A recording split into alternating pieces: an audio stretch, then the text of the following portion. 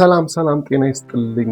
የኤቢ ኢንፎ ዩቲዩብ ቻናል ተከታታዮች በያላችሁበት ሰላምና ጤናውን ይስጥልኝ እያልኩኝ ያለው ኤቢ ኢንፎ የዩቲዩብ ቻናል ዛሬ ይዤላችሁ የመጣሁት የቻይና እድገት ከፍተኛ ደረጃ የደረሰበትን አንድ መንገድ አለ። እሱን የምንዳስስበት መንገድ ይሆናል።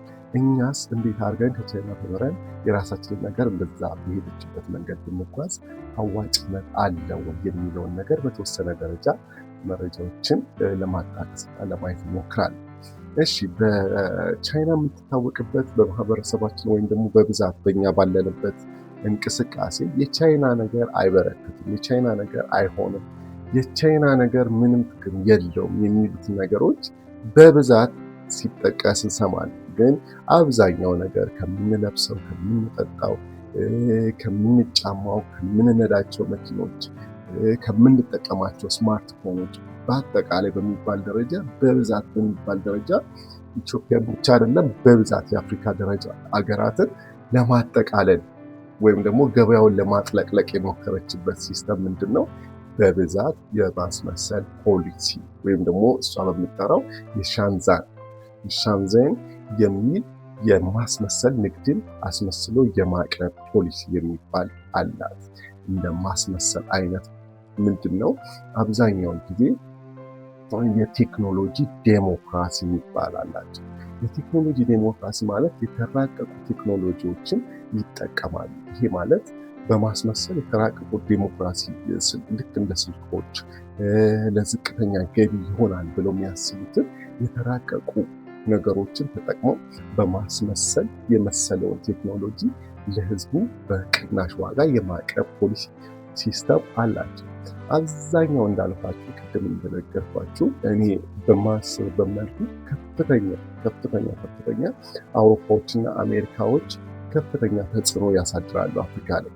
በሚያሳድሩበት መልኩ አሁን ባለንበት ስታንዳርድ ያኔ ስትገባ የነበረችው ጠቃጠቁ ስልክ እስካሁን ድረስ የምንይዝበት አጋጣሚ ከፍተኛ ነው የሚሆነው በቻይና እገዛ ባይሆን ነው ማለት ነው።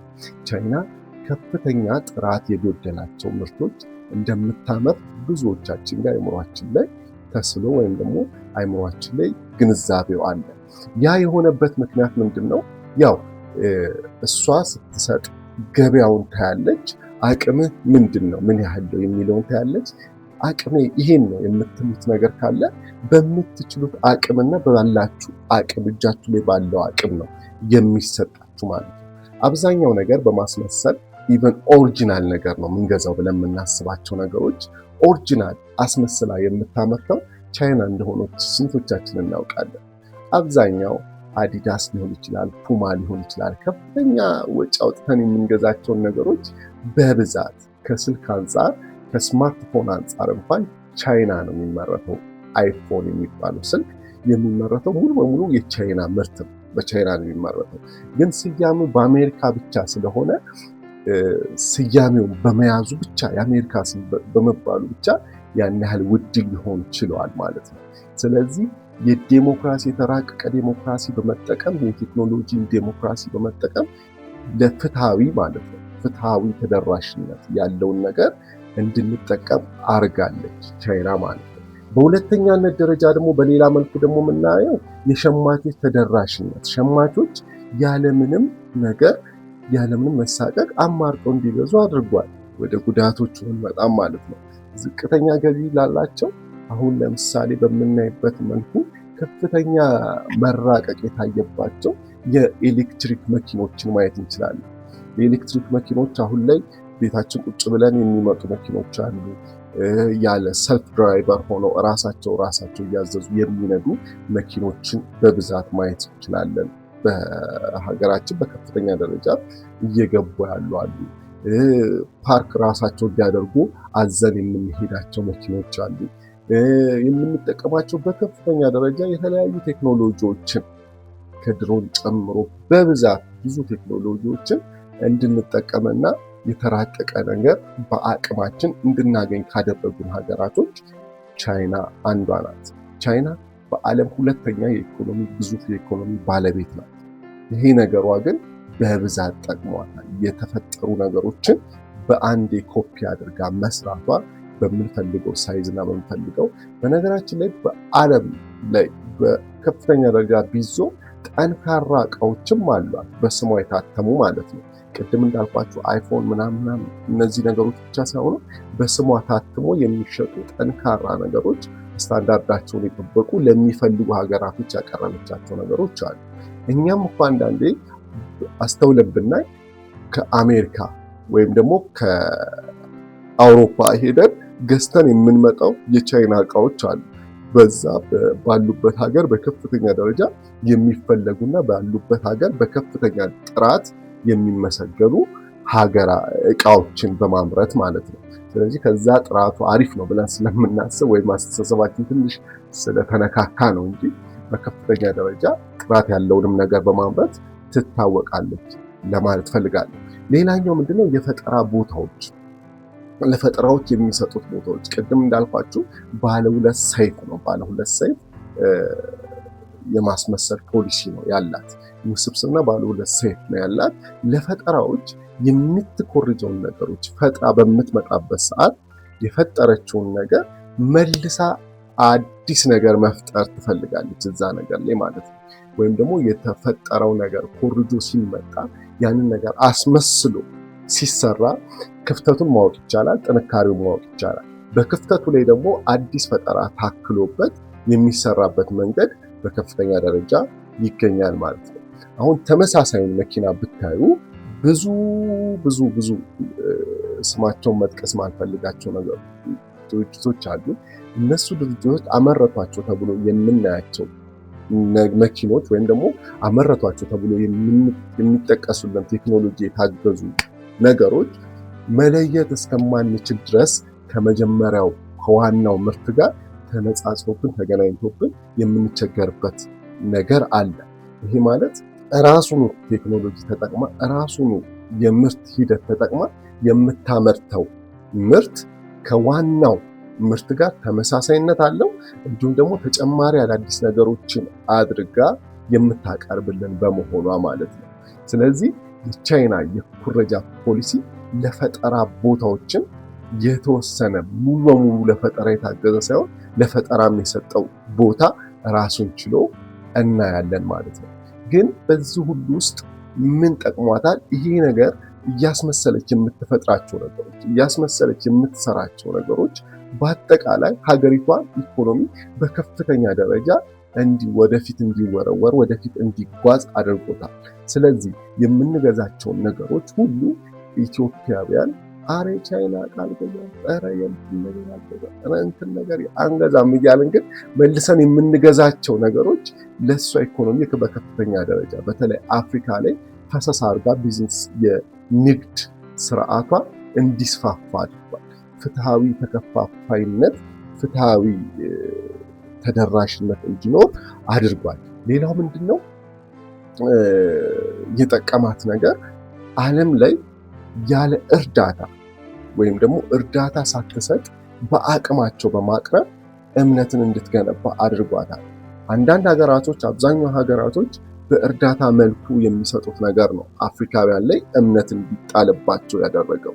ግን ቻይና ጋር ስናይ ከስራ አንስቶ በተመጣጣኝ ዋጋ በማቅረቧ በብራችን ወይም ደግሞ በራሳችን በምናወጣው ነገር በአቅማችን ስለቀረበልን እንደፈለግነው ገዝተን የምንጠቀመው ነገር ሲሆን እንደፈለገን ማድረግ እንችላለን፣ እንደፈለገን ማዘዝና መፍለጥ መቁረጥ እንችላለን የሚሉትን ነገሮች እንድናይ አድርጋለች። ቻይና ለራሷ ኢኮኖሚ አንዳንድ ነገሮች ላይ ስትጠቀም በሚገርም ሁኔታ ሰራተኞችን እንኳን ወደ አፍሪካ ይዛ የምትመጣበት መልኩ በጣም የሚያስገርም ነገር ነው።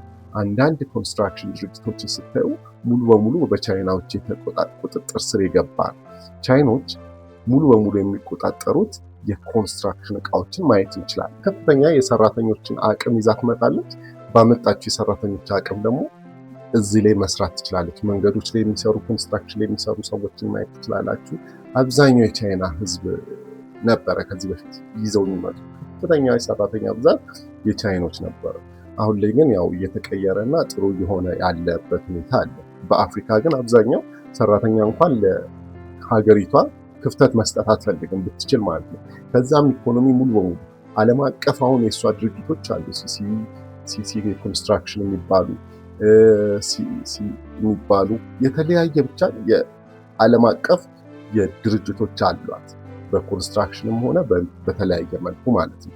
ግን የምታቀርባቸው ነገር በፍጥነት በመስራትና ቅልጥፍናውን በማፋጠን ከፍተኛ ጥቅምና ለእሷም ኢኮኖሚ ለመገንባት ከፍተኛ ጥቅም አውሏል የሚለውን እምነት አለኝ። ማንኛውም ደግሞ ብዙዎቹ የሚቀበሉት ነገር የሚስማሙበት ጉዳይ ነው። ግን በተለየ መልኩ ደግሞ ብናይ ይሄ የፈጠራ ሁኔታ ወይም ደግሞ ይሄ የማስመሰል ፈጠራ ሁኔታ የሚጎዳው ጉዳትን በምንመለከት በተወሰነ ደረጃ ጉዳቶቹ በከፍተኛ ደረጃ ኢኮኖሚዋን ቢያሳድግላትም በከፍተኛ ደረጃ ቢቀይራትም እሷ ግን ለአዳዲስ ግኝቶች ለአዳዲስ ፈጠራ ግኝቶች ማበረታቻዎች እንዳያገኙ ወይም ደግሞ አዲስ የሚፈጥሩ ፈጠራዎችን ለመፍጠር የሚሞክሩ ሰዎችን ወዲያውኑ የሚቀጭ ጉዳይ ነው የሚሆነው። አዲስ ቢዝነስን ፈጥሮ አዲስ ነገር ይዞ ወደ ገበያ ለመቅረብ የሚፈልግ ሰው ካለ ሌላኛው ስለሚኮርጅበት ወይም ደግሞ ሌላኛው በፍጥነት ኮርጆ ወደ ገበያው ስለሚያስገባበት የመፍጠር እድሉን እያጎደለው የመፍጠር ነገሩን እየገደለበት ይሄዳል ማለት ነው። ስለዚህ የፈጠራ የማበረታቻ ሁኔታዎችን የፈጠራ ሁኔታዎችን እንዳይፈጠሩ ያደርጋል ይሄ የኩረጃ ሁኔታ ማለት ነው። ሌላው ምንድነው? ብዙ ዓመት ለፍተው ብዙ ዓመት ጥረው ብዙ ዓመት ተቸግረው የፈጠሩትን የቴክኖሎጂ የፈጠራ ስራ በአጭሩ የሚቀጭ ነው። ብዙ ልፋት የተለፋበትን ቴክኖሎጂ ልክ ሲፈጠር ወዲያውኑ ስለሚገለበጥ አዳዲስ ነገሮች በዓለም ዙሪያ ራሱ እንዳይፈጠሩ የራሱን የሆነ አስተዋጽኦ ያደርጋል ማለት ነው። ፈጠራዎች እንዳይበረታቱ የራሱ የሆነ አስተዋጽኦ ያደርጋል። ለረጅም ጊዜ የተለፋባቸው ልፋቶች እንዳይወጡና ለውጭ እንዳይቀርቡ ያደርጋል። ኩባንያዎችን ይጎዳል። ከፍተኛ ደረጃ ደግሞ ገበያውንም ያዛባል። ገበያውን ያዛባል ማለት ተለፍቶበት ተጥሮበት የመጣ ቴክኖሎጂ እያለ በአጭር ገበያ በአጭር ክፍያ የሚገኝ የፈጠራ ነገር ከተገኘ ሃይኮፒ ከሆነ ሃይኮፒ የሚለው ራሱ ከቻይና የመጣ በብዛት ሁሉም ነገሯ ኮፒ ስላለ በከፍተኛ ደረጃ ሃይኮፒ ምናምን እየተባለ የሚፈጠሩ ነገሮች ስላሉ የፈጠራ አቅምን ይገላል። ኢኮኖሚዋን ግን ቀይሮታል። በእርግጥ አሁን ላይ በከፍተኛ ደረጃ ይህንን እንደ ሀገር ህልውና አድርጋ እየተቃወመች ያለችበት ሁኔታ አለ። አሁን ላይ ባለችው ደረጃ ይህም ቢባል የደረሰችበት ደረጃ አለ። ስለዚህ ይሄ ነገር ኩረጃው መቅረት አለበት፣ ለደህንነትም አስጊ ነገር ስለሆነ ይሄ ነገር መቅረት አለበት የሚለውን ሂደት እየሄደችበት ያለ ሁኔታ አለ። ስለዚህ ለውጦቿ ታሪኳ ላይ ለውጥ እያመጣች ያለችበት ሂደት አለ ማለት ነው። ሌላኛው የምርት ስምና የምርት ስም ጉዳትን እና የሸማቾች ስጋት አለ። እኛም ቅድም እንዳልኳችሁ ነገሮችን ለመግዛት ነገሮችን ወስነን ስንሄድ ኦሪጂናል ተብሎ የሚሸጡትን አብዛኛዎቹ ኦሪጂናል ገዛው ብላችሁ ትወጣላችሁ። ቻይና ውስጥ የተመረተ የቻይና ምርቶች ናቸው። ስም ግን በምትፈልጉት ስያሜ ሊፈጠርላችሁ ይችላል። አዲባስ የሚለው አዲዳስን አዲባስ፣ ሌሎች ስሞች ፑማን፣ ፓናማ እያሉ ምናምን የሚሰየመው ስያሜ እዚህ ሀገር ውስጥ የተፈጠረ ሊሆን ይችላል። ወይ ደግሞ ቋንቋን በደንብ አድርገው የማይችሉ ሀገራቶች የተፈጠሩ ሊሆኑ ይችላል። ግን በእርግጠኝነት የምነግራችሁ ነገር አብዛኛው ኦሪጂናል እቃዎች ሃይ ኮፒ ስታንዳርድ ተብለው በኦሪጂናል ሂሳብ የሚሸጡ በብዛት አውቃለሁ። አብዛኛው ነጋዴ ጋር ሄዳችሁ ልትጠይቁ ትችላላችሁ። ኦሪጂናል ከአሜሪካ የመጣ ነው ኦሪጂናል የሆነ ነገር ነው ተብሎ የሚሸጥላችሁ እቃ የማስመሰል ውጤት ነው፣ በማስመሰል የተሰራ ውጤት ነውና ስለዚህ ስንገዛ እቃዎቹን አምነንበት ሳይሆን እየተጠራጠር የምንገዛቸው እቃዎች አሉ። ይሄ ነገር የቻይና ኦሪጂናሊውን እያለ የምንገዛቸው ነገሮች አሉና ስለዚህ ምን ልላችሁ ፈልጌ ነው፣ የሸማቾች ስጋት ይፈጥራል።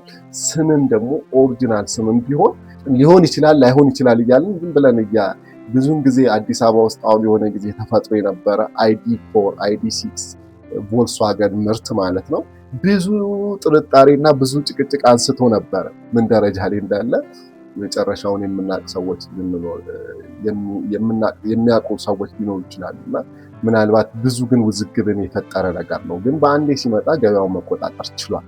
ስለዚህ ብዙ ነገሮች ላይ ኦሪጂናል ነገሮችን የሚገርማችሁ ነገር ብዙዎቹ አውሮፓና አሜሪካ ሀገራቶች የሚያቀርቡት ዕቃ ተመሳሳይ ፍጆታ ፈጅቶ አንዳንድ ቪዲዮዎችን ማየት ይቻላል። አንዳንድ ተመሳሳይ አንድ ነገር ለማምረት ተመሳሳይ ነገር ቻይና አሜሪካ የሚፈጁት ነገር ተመሳሳይ ሆኖ ስሙ ብቻ የአውሮፓና አሜሪካ ወይም ደግሞ ሌላ ሀገራቶች ስለሆነ ብቻ ስሙ ተመሳሳይ ነገር የተጠቀሙት ቻይና ብታቀርብልን ማናምንበት ሁኔታ አለ። ይህ ስማችን ላይ ከተገነባው ነገር አንጻር ነው፣ ስም ላይ ከተገነባው አንጻር ነው ተጽዕኖ ያደረገው እንጂ ምንም ልዩነት የለውም። አብዛኛው ነገር የማስመሰል ውጤት ቢሆንም የራሷን ነገር ሚዛ እንድትመጣ ግን የማስመሰሉ ችግር ስሟ ላይ ወይም ደግሞ እምነት እንድናጣባት አድርጓል። ቻይና ግን ኢኮኖሚዋ ሆነም ቀረ በምንፈልገው መልኩ ስላቀረበች በከፍተኛ ደረጃ አድጓል፣ ለማደግ ችሏል። ልላችሁ የምፈልገው በብዛት አሁን ፓኪስታንን ማየት ትችላላችሁ። ፓኪስታን እነዚህ ዱባይ ውስጥም በብዛት አልተለመደም እንጂ ኢትዮጵያ ውስጥም እንዳለ አውቃለሁ። አንድ ነገር መርካቶ ገባ ከተባለ ሃይ ኮፒ ይሆናል ወዲያውኑ የሚባል ነገር አለ። ስለዚህ እንደኔ አመለካከትና እንደኔ እምነት ማስመሰልና መፍጠር ከተቻለ ከፍተኛ ኢኮኖሚ እድገት ስለሚያመጣ መፍጠር ብንችል አዳዲስ ነገሮችን ብንፈጥር ሞር በጣም ተጠቃሚ ነው የምንሆነው። ግን አስመስለን መስራት የምንችላቸው ነገሮች ካሉ ብናመጣና አስመስለን መስራት ብንችል ኢኮኖሚያችንን በከፍተኛ ደረጃ እናሳድጋለን ብዬ አስባለሁ። አንደኛ እሱ ነው። ሁለተኛ ነገር ደግሞ ብዙ ጥረትን አይጠይቅም። የማስመሰል ስራዎች ብዙ እውቀትን፣ መራቀቅን፣ ብዙ ጥበብን የሚጠይቁ ነገሮች አሉ። ኦልሬዲ የተፈጠረ ነገር ነው፣ አምጥቶ አስመስሎ መስራት ነው። አስመስለን ከሰራን የምንደርስበት የምንፈልግበት ቦታ የምንደርስበት ብዙ አማራጮች አሉ። እንዳልኳችሁ ቅድም ደግሞ የፈጠርን በሰራን ቁጥር የምንጨምርባቸው አዳዲስ ቴክኖሎጂዎች አሉ። ስለዚህ ይሄ ማስመሰል የአንዳንድ ጉዳት እንዳለ ሁሉ ከፍተኛ ጥቅም ስላለው ቢዝነሳችንን በማስመሰል መስራት የምንፈልገውን የቴክኖሎጂ ይሁን የሚሸጠውን ነገር በማስመሰል ግን ችግሩ ብዙውን ጊዜ የሀገር ውስጥ ችግር ምንድን ነው? ጉዳቱ ጤናችንን እንድንጎዳ ያደርጋል። ስግብግብነት መቆም አለበት። ንግድ ላይ ለጤና ቅድሚያ መስጠት አለብን፣ ለደህንነት ቅድሚያ መስጠት አለብን። ግን ከዛ ውጪ በከፍተኛ ደረጃ ብንፈጥር በሚመጥን መልኩ አቅም በሚመጥን ኢትዮጵያ ውስጥ እንኳን ያለው የኢኮኖሚ ሁኔታ በጣም ልዩነት አለው። ከፍተኛ ደረጃ ያሉ አሉ፣ አፎርድ የሚያደርጉ የሚችሉ ሰዎች አሉ። ግን እየፈለጉት ነገር እየሆን አፎርድ ማድረግ የማይችሉ አሉ። አፎርድ ማድረግ ወይም ደግሞ ያንን ነገር ለመግዛት ለማይችሉ ሰዎች ለምን ፈጥረን ቀለል ባለ ማቴሪያል ተጠቅመን አቅርቦቱን አናዳርስ? ውድ የሆነ ነገር ወጥታችሁ ቼክ አድርጉ። ገበያ ላይ ያለ በብዛት ውድ የሆኑ ነገሮችን ግን ብዙ ሰው ሊጠቀሙ የሚፈልጋቸውን ነገሮች ተመልከቱ። ከዛ በኋላ ያንን ፈጠራ ላይ የራሳችሁን አክላችሁበት በማስመሰል ማቅረብ ትችላላችሁ። ሁሉም ጋር ተደራሽ እንዲሆን ማድረግ ትችላላችሁ። ወይም ደግሞ እንችላለን የሚለውን ነገር ዛሬ ለማሳየት ሞክሬያለሁ። የቻይናን የማስመሰል ፖሊሲ የማስመሰል ነገርን ትንሽ የተወሰነ ኮንሰፕትና መረጃ እንዳገኛችሁ ተስፋ አድርጋለሁ። ኤቢ ኢንፎ ዩቲዩብ ቻናል ነው። አብራችሁ ስለነበራችሁ ከልብ አመሰግናለሁ። ከትንሽ ወደ ትልቅ እናድጋለን። መነሻችን ትንሽ ቢሆንም መድረሻችን ትልቅ ይሆናል። ከልብ አመሰግናለሁ። ሼር፣ ላይክ፣ ሰብስክራይብ በማድረግ ያላችሁን ሀሳብ በኮሜንት ያስቀምጡልኝ። ሰብስክራይብ በማድረግ አብራችሁ ቤተሰብ ይሁኑ። ከልብ አመሰግናለሁ።